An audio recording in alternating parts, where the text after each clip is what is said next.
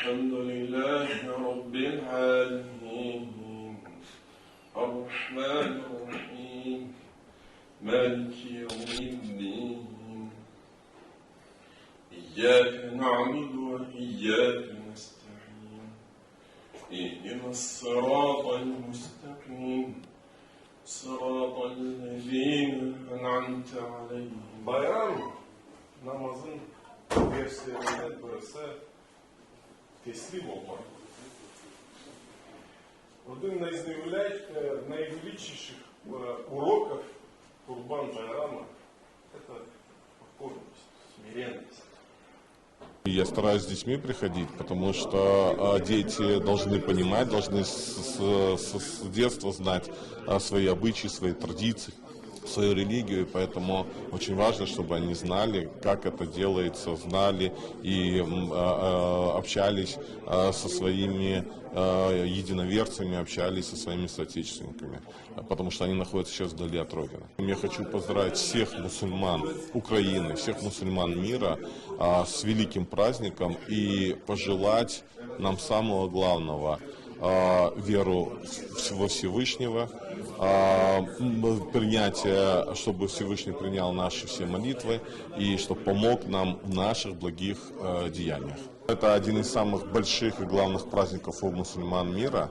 И действительно он возник не просто так. Это была целая история, когда предлагалось дать в жертву приношение своего сына.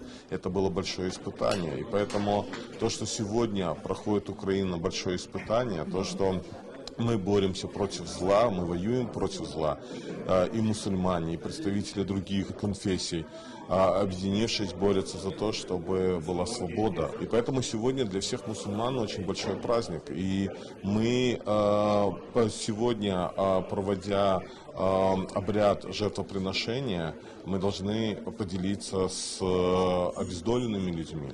Сегодня, к сожалению, в Украине обездоленных людей становится все больше и больше из-за агрессии. И поэтому сегодня мы, обращаясь к Всевышнему, обращаясь к Аллаху, мы призываем и просим Его о мире, мы просим Его о том, чтобы Он нам помог, принял наши молитвы. И, конечно же, мы молимся за тех людей, которые находятся в застенках, находятся в местах несвободы, находятся в тюрьмах. Сегодня около 120 мусульман Крыма находятся в тюрьмах. Мы молимся за то, чтобы быстрее закончилась война. Мы молимся за то, чтобы быстрее мы могли освободить наши территории и вернуться на родную землю. Потому что для нас, для мусульман Крыма, очень важно, для крымско-татарского народа очень важно, чтобы мы все эти обряды, все эти праздники проводили на своей родной земле. Политзаключенные в первую очередь стараются, конечно, делать намаз, стараются выполнять, но мы же понимаем, что они не могут провести там обряд жертвоприношения, потому что они сами находятся в ограниченных условиях, в местах несвободы. Но, во всяком случае, я думаю, вера во Всевышнего им помогает, в первую очередь, помогает перенести вот те сложные условия, в которых они находятся. Самое главное в их ситуации – это вера во Всевышнего, вера в то, что все-таки добро победит зло, и таким образом они смогут вытерпеть или пройти все те испытания, которые предначертаны им.